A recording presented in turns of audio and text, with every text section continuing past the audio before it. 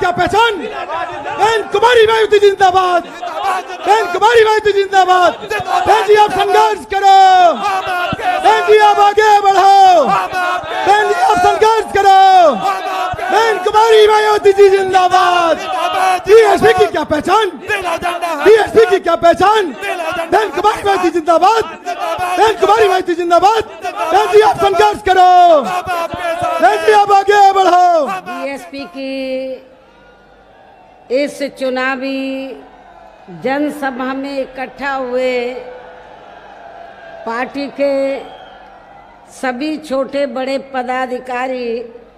एवं कार्यकर्तागण, आज आप लोग देश में व यहाँ आपके उत्तर प्रदेश स्टेट में भी लोकसभा के लिए हो रहे आम चुनाव में अपनी पार्टी के उम्मीदवारों के समर्थन में मुझे सुनने के लिए यहाँ इकट्ठा हुए हैं, तो उसके लिए मैं आप सभी लोगों का हार्दिक दिल से आभार प्रकट करती हूँ। वैसे आप लोगों को ये मालूम है कि हमारी पार्टी कांग्रेस, बीजेपी व अन्य किसी भी विरोधी पार्टी तथा गठबंधन आदि के साथ मिलकर नहीं, बल्कि अकेले ही अपनी पार्टी के बलबूते पर पूरी तैयारी व दमदारी के साथ ये चुनाव लड़ रही है। इसके साथ ही हमने टिकट बंटवारे के मामले में भी सर्व समाज के लोगों को उचित भागीदारी दी है, जिनको कामयाब बनाने के लिए अपनी पार्टी के लोग पूरे जी जान से लगे हुए हैं। वैसे आप लोगों को अमरोहा सीट के बारे में ये मालूम है कि पिछली बार जब लोकसभा का आम चुनाव हुआ था तो ये सीट बहुजन समाज पार्टी ने जीती थी, लेकिन जिनको हमने या आप लोगों ने जिताकर भेजा तो उस व्यक्ति ने सांसद बनने के बाद, एमपी बनने के बाद ना तो पार्टी के मान सम्मान का ध्यान रखा और ना ही इस क्षेत्र की जनता के मान सम्मान का ध्यान रखा और ना ही क्षेत्र के विकास व उत्थान के लिए उन्होंने कोई कदम उठाया। उन्होंने यहाँ की जनता के साथ विश्वासघात किया, पार्टी के साथ भी विश्वासघात किया, ये आप सब लोगों को मालूम है। तो तब फिर हमें मजबूरी में तो उसके स्थान पर हमने दूसरे व्यक्ति को इस बार टिकट दिया है, लेकिन हमारी पार्टी ने जब बीएसपी के जो सिटिंग एमपी थे उन्होंने पार्टी और यहाँ की जनता के साथ विश्वासघात किया तो हमने उनको टिकट तो नहीं दिया, लेकिन यहाँ के खासकर जो मुस्लिम समाज के लोग हैं तो उनके साथ हमने विश्वासघात नहीं किया। हमने एक मुस्लिम समाज के एक व्यक्ति ने तो विश्वासघात किया, लेकिन उसकी सजा हमने यहाँ के अमरोहा क्षेत्र के पूरे मुस्लिम समाज को नहीं दी है, बल्कि इस बार हमने उसके स्थान पर मुस्लिम समाज से चौधरी मुजाहिद हुसैन को ही हमने टिकट दिया है, जिनको जिताने में आप लोग जी जान से लगे हैं। हालांकि आज यहाँ आपकी इकट्ठा हुई भीड़, अपार भीड़ व भीड़ के जबरदस्त जोश को भी देखकर अब मुझे ये काफ़ी हद तक भरोसा हो गया है कि पिछली बार की तरह इस बार भी आप लोग अपने प्रदेश से जहां लोकसभा चुनाव में अपनी पार्टी का बेहतर रिजल्ट जरूर लाएंगे और अपनी अमरोहा सीट को तो पिछली बार की तुलना में ज़्यादा वोटों के अंतर से जरूर आप लोग जिता कर लाएंगे। इसके लिए अब मैं आप लोगों का ध्यान कुछ जरूरी बातों की तरफ दिलाना चाहती हूँ और इस संबंध में विशेषकर मैं कांग्रेस, बीजेपी व इनके अन्य सभी सहयोगी दलों के बारे में ये कहना चाहूँगी कि आज़ादी के बाद शुरू में केंद्र व देश के काफ़ी राज्यों में भी ज़्यादातर सत्ता यहाँ कांग्रेस पार्टी के ही हाथों में केंद्रित रही है, किंतु इनकी अधिकांश मामलों में रही गलत नीतियों एवं गलत कार्य प्रणाली आदि की वजह से ही फिर इस पार्टी को केंद्र व काफ़ी राज्यों की भी सत्ता से बाहर होना पड़ा है तथा यही स्थिति इनकी सहयोगी पार्टियों की भी बनी रही है, जिसके कारण ही फिर पिछले कई वर्षों से बीजेपी व इनके सहयोगी दल केंद्र एवं काफ़ी राज्यों की भी सत्ता में काबिज हो गए हैं, लेकिन इनकी भी ज़्यादातर रही जातिवादी, पूंजीवादी, संकीर्ण, सांप्रदायिक व द्वेषपूर्ण नीतियों एवं कार्य प्रणाली आदि से तथा इनकी कथनी व करनी में भी काफ़ी अंतर होने की वजह से अब ऐसा लगता है कि इस बार ये पार्टी भी यानी कि भारतीय जनता पार्टी भी केंद्र की सत्ता में आसानी से वापस आने वाली नहीं है, बशर्ते यदि ये चुनाव इस बार फ्री एंड फेयर होता है तथा आम चर्चा के मुताबिक वोटिंग मशीनों में भी कोई गड़बड़ी आदि नहीं की जाती है और वैसे भी इस बार चुनाव में इनकी कोई भी पुरानी व नई चल रही नाटकबाजी, जुमलेबाजी व गारंटी आदि काम में आने वाली नहीं है, क्योंकि अब देश की जनता काफ़ी हद तक इस बात को समझ चुकी है। इनकी पार्टी ने अब तक देश के विशेषकर गरीबों, कमज़ोर तबकों, मध्यम वर्गीय एवं अन्य मेहनतकश लोगों को जो इन्हें अच्छे दिन दिखाने के असंख्य प्रलोभन भरे वायदे किए हैं तथा अनेकों हवाई व कागजी गारंटी भी दी है, तो उनका ज़मीनी हकीकत में अभी तक इन्होंने लगभग 1/4 हिस्सा कार्य नहीं किया है, बल्कि इसके स्थान पर इनका ज़्यादातर समय व ताकत भी यह इनके अपने चहेते रहे बड़े बड़े पूंजीपतियों एवं धन्ना सेठों को ही ज़्यादा से ज़्यादा मालामाल व धनवान आदि बनाने में तथा उन्हें हर स्तर पर छूट देने व बचाने में ही लगी रही है, जिनके अधिकांश आर्थिक सहयोग से ही ये पार्टी व अन्य पार्टियां भी अपना संगठन चलाती हैं तथा चुनाव आदि भी लड़ाती हैं, जिसका काफ़ी कुछ खुलासा बॉन्ड की आई रिपोर्ट से भी हो जाता है। इसके साथ ही अब ऐसा लगता है कि कांग्रेस पार्टी की तरह ही बीजेपी ने भी केंद्र की तमाम सरकारी जांच एजेंसियों का ज़्यादातर राजनीतिकरण ही कर दिया है। इसके अलावा देश के किसान वर्ग भी वर्तमान बीजेपी की सरकार में शुरू से ही अपनी विभिन्न समस्याओं को लेकर काफ़ी ज़्यादा दुखी व परेशान रहे हैं और अभी भी हैं, जबकि यूपी में 4 बार हमारी पार्टी की रही सरकार ने इनके हितों का भी हर स्तर पर विशेष ध्यान रखा है। आप लोगों को मालूम है कि जब बीएसपी के नेतृत्व में यूपी की सरकार बनी है तो हमारी पार्टी की सरकार ने तो खासकर किसान वर्गों के लोगों का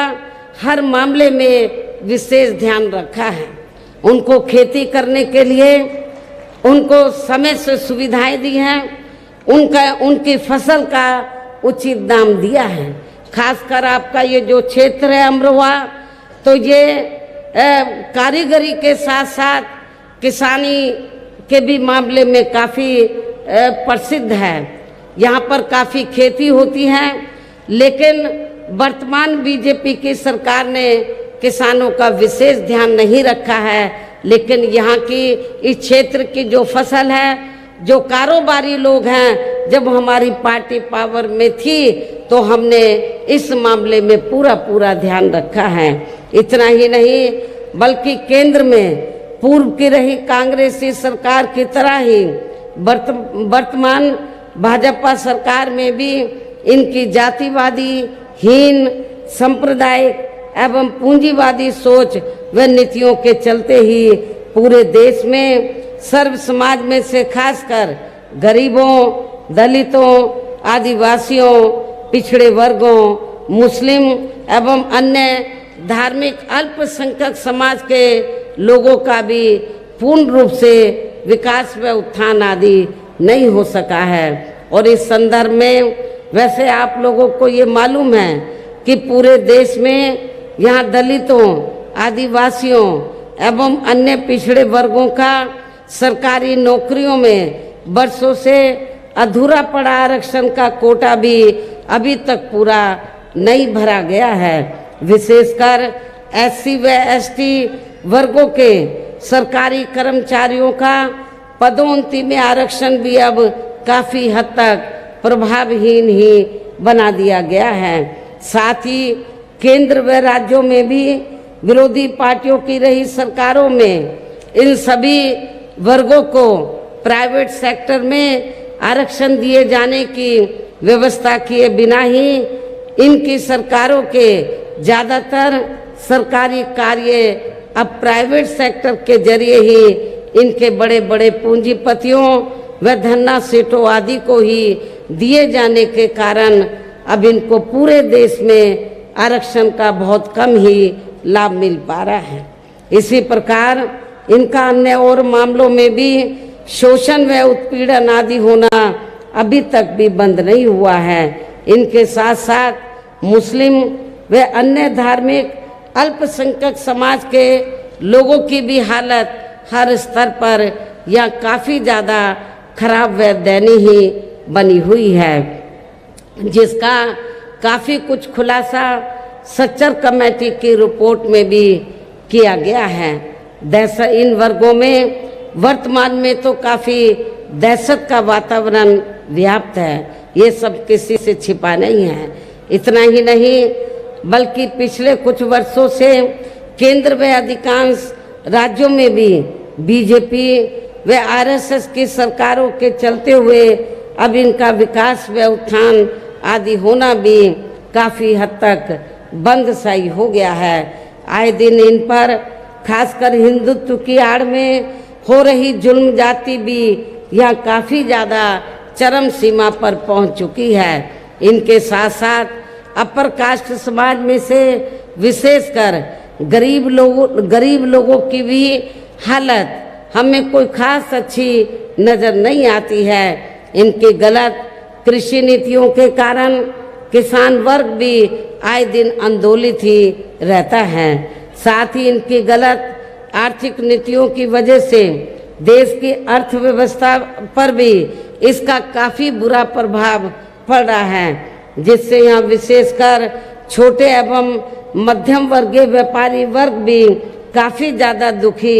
व परेशान हैं। और अब केंद्र में पूर्व की रही सरकारों की तरह ही वर्तमान भाजपा सरकार में भी यहाँ पूरे देश में गरीबी, बेरोजगारी एवं महंगाई आदि भी लगातार काफ़ी ज़्यादा बढ़ रही है। देश में हर स्तर पर फैला भ्रष्टाचार भी अभी तक खत्म नहीं हुआ है। साथ ही अपने देश की सीमाएं भी अभी तक पूरे तौर से सुरक्षित नहीं हैं। ये भी बड़ी चिंता की बात है। ऐसे में अब आप लोगों को देश में इस समय हो रहे लोकसभा चुनाव में कांग्रेस, बीजेपी व इनकी सहयोगी पार्टियों को भी केंद्र की सत्ता में आने से जरूर रोकना है। जिनकी गलत नीतियों व गलत कार्य प्रणाली आदि को आप लोग काफ़ी हद तक आजमा भी चुके हैं। ऐसी स्थिति में अब ये विरोधी पार्टियां इस चुनाव में भी किस्म किस्म के साम दाम दंड भेद आदि अनेकों हथकंडे इस्तेमाल करके केंद्र की सत्ता में आने की भी पूरी कोशिश में लगी हैं, जिनसे अपनी पार्टी के लोगों को हर स्तर पर काफ़ी ज़्यादा सावधान रहना है। और इस मामले में विरोधी पार्टियां अपने अपने पक्ष में हवा बनाने के लिए खासकर मीडिया, ओपिनियन पोल व सर्वे आदि का जो बड़े पैमाने पर इस्तेमाल कर रही हैं, तो उनसे भी अपनी पार्टी के लोगों को बिल्कुल भी गुमराह नहीं होना है। इसके साथ ही विरोधी पार्टियों के विभिन्न रूपों में जारी किए गए इनके हवाई व प्रलोभन भरे चुनावी घोषणा पत्रों एवं वायदों आदि के बहकावे में भी अपनी पार्टी के लोगों को कतई नहीं आना है, जिन्हें ये पार्टियां चुनाव खत्म होने के बाद ज़्यादातर अमल में नहीं लाती हैं। और अब जिन पर से देश की जनता का अधिकांश विश्वास ही उठ गया है, यही खास वजह है कि हमारी पार्टी किसी भी चुनाव में अपनी पार्टी का कोई भी चुनावी घोषणा पत्र आदि जारी नहीं करती है। वैसे भी हमारी पार्टी किसी भी मामले में कहने में बहुत कम बल्कि कार्य करके दिखाने में ही ज़्यादा विश्वास रखती है। और इस बात का सबसे बड़ा सबूत ये है कि उत्तर प्रदेश में 4 बार हमारी पार्टी के नेतृत्व में रही सरकार ने चुनाव में अपनी पार्टी के बिना कोई जारी किए गए चुनावी घोषणा पत्र के ही प्रदेश व आम जनहित में काफ़ी कुछ ऐतिहासिक कार्य करके दिखाए हैं, जिनकी अब देश में अधिकांश पार्टियों की सरकारें काफ़ी नकल भी कर रही हैं। जबकि इस मामले में हमारी पार्टी का ये कहना है कि यदि इन पार्टियों के स्थान पर केंद्र में हमें अपनी पार्टी की सरकार बनाने का मौका मिलता है, तो तब फिर हमारी पार्टी की बनी सरकार केंद्र में यहाँ अब तक रही सभी विरोधी पार्टियों की सरकारों की तरह केवल हवाई व कागजी कार्य आदि नहीं करेगी, बल्कि उत्तर प्रदेश की तरह ही ज़मीनी हकीकत में ठोस कार्य करके दिखाएगी। और इस संदर्भ में खासकर मैं ये कहना चाहूँगी कि केंद्र द्वारा देश में पिछले कुछ समय से अति गरीब परिवारों को अस्थायी तौर पर फ्री में जो थोड़ी सी खाद्य सामग्री दी जा रही है, तो उससे इनका स्थायी तौर पर भला होने वाला नहीं है। आप लोगों को ये मालूम है कि पिछले कई वर्षों से तो भारतीय जनता पार्टी की सरकार गरीब लोगों का वोट लेने के लिए तो फ्री में थोड़ा उनको राशन दे देती है, और जब चुनाव होता है तो फिर बीजेपी और आरएसएस के लोग तो गांव-गांव में जाकर उन गरीब लोगों को ये कहते हैं, मोदी जी ने आपको राशन दिया है, नमक दिया है, चीनी दी है, आटा दिया है, दाल दिया है, अब ये कर्जा आपको उतारना है। मैं अपने गरीब परिवार के लोगों को ये बताना चाहती हूँ, ये कोई बीजेपी की मेहरबानी नहीं है, बल्कि आप जो टैक्स देते हैं उस पैसे से ये खाद्य सामग्री लेकर आप लोगों को देते हैं। इसलिए आप लोगों को इनके ये नमक आटे के चक्कर में नहीं पड़ना है। यदि आप लोगों को सही मायने में गरीबी अपनी दूर करनी है, तो आपको बहुजन समाज पार्टी को वोट देकर स्वाभिमान की जिंदगी आप लोगों को बसर करना होगा। और वैसे भी इनकी ये जटिल समस्या देश में हर हाथ को काम देने से ही केवल दूर हो सकती है। जिसकी तरफ हमारी पार्टी की बनी सरकार विशेष ध्यान देगी। साथ ही देश में पिछले काफ़ी वर्षों से आए दिन बढ़ रही गरीबी, बेरोजगारी व महंगाई आदि से भी जनता बहुत ज़्यादा दुखी व परेशान है, जिसे भी आर्थिक नीतियों में तब्दीली करके जरूर दूर किया जाएगा। हिंदुत्व की भी आड़ में पिछले कुछ वर्षों से खासकर मुस्लिम समाज के लोगों का द्वेष की भावना से जो इनका काफ़ी ज़्यादा शोषण व उत्पीड़न आदि किया जा रहा है, तो इसे भी जरूर रोका जाएगा। और ये सब हमने अपनी यूपी की रही सरकार में करके भी दिखाया है। इसके अलावा हमने यूपी में सर्व समाज में से गरीब एवं बेरोजगार लोगों को बेरोजगारी भत्ता आदि न देकर उन्हें बड़ी तादाद में रोटी रोजी के साधन भी उपलब्ध कराए हैं, जो अब ये कार्य भी अधिकांश ठंडे ही पड़े हैं, जिनको फिर सरकार बनने पर प्राथमिकता दी जाएगी। कहने का तात्पर्य ये है कि देश में इस समय हो रहे लोकसभा आम चुनाव में विरोधी पार्टियों के जारी किए गए उनके हवाई व प्रलोभन भरे चुनावी घोषणा पत्रों आदि के बहकावे में अब यहाँ खासकर देश के अति गरीबों, मजदूरों, बेरोजगारों एवं अन्य मेहनतकश लोगों को बिल्कुल भी नहीं आना है। और अब इन्हें ऐसी सभी विरोधी पार्टियों को हर हालत में केंद्र की सत्ता में आने से रोकना है, जिनकी कथनी व करनी में काफ़ी अंतर रहा है तथा जिन्हें ये लोग बरसों से आजमा भी चुके हैं। ऐसे में अब मेरा यही कहना है कि आप लोगों को अपने खुद के व अपने प्रदेश तथा अपने क्षेत्र के भी हित में, देश के भी हित में अपने वोटों को यहाँ कांग्रेस, बीजेपी व अन्य विरोधी पार्टियों को न देकर केवल अपनी एकमात्र हितैषी पार्टी या केवल अपनी एकमात्र हितैषी पार्टी बहुजन समाज पार्टी को ही देना है, जो ये पार्टी उत्तर प्रदेश की तरह ही केंद्र में भी अपनी पार्टी की सरकार बनने पर फिर पूरे देश में यह अपनी पार्टी की सर्वजन हिताय व सर्वजन सुखाय की नीतियों पर आधारित इस सरकार चलाएगी। इसके साथ साथ केंद्र से जुड़ी आपके क्षेत्र की जो भी यहाँ स्थानीय समस्याएं होंगी तो उन्हें भी फिर दूर करने का हर संभव पूरा प्रयास किया जाएगा। साथ ही यहाँ गरीबों, मजदूरों, बेरोजगारों, कर्मचारियों, किसानों, छोटे व्यापारियों एवं अन्य मेहनतकश लोगों के हितों का भी विशेष ध्यान रखा जाएगा। सर्व समाज में से खासकर दलितों, आदिवासियों, पिछड़े वर्गों, मुस्लिम व अन्य धार्मिक अल्पसंख्यक समाज के लोगों के विकास एवं उत्थान के साथ साथ हर स्तर पर इनकी सुरक्षा आदि के लिए भी सख्त कदम उठाए जाएंगे। और तभी फिर यहाँ वास्तव में अपने देश के महान संतों, गुरुओं व महापुरुषों में भी विशेषकर महात्मा ज्योतिराव फूले, श्री छत्रपति शाहू जी महाराज, श्री नारायण गुरु, बाबा साहब डॉक्टर भीमराव अंबेडकर एवं मान्यवर श्री कांशीराम जी आदि का अधूरा रहा सपना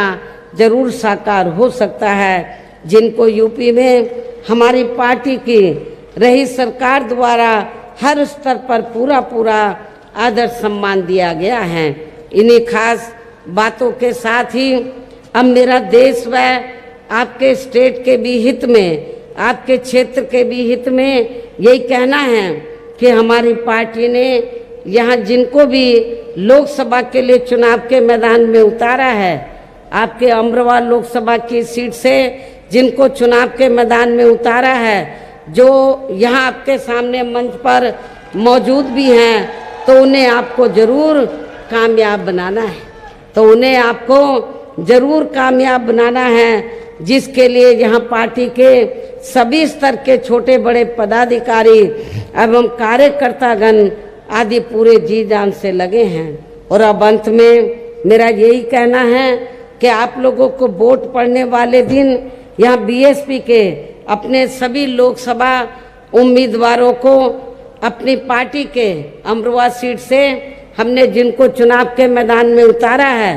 तो आप इनको अपनी पार्टी के जो हाथी चुनाव चिन्ह है, हाथी चुनाव चिन्ह के सामने वाले बटन को दबाकर इनको जरूर कामयाब बनाना है। इस खास अपील के साथ ही अब मैं अपनी बात यहीं समाप्त करती हूँ। जय भीम, जय भारत। बहुजन समाज पार्टी जिंदाबाद, जिंदाबाद जिंदाबाद, बहुजन समाज पार्टी जिंदाबाद, जिंदाबाद, बहन कुमारी मायावती जिंदाबाद। जिंदाबाद। बहन जी आप आगे बढ़ो।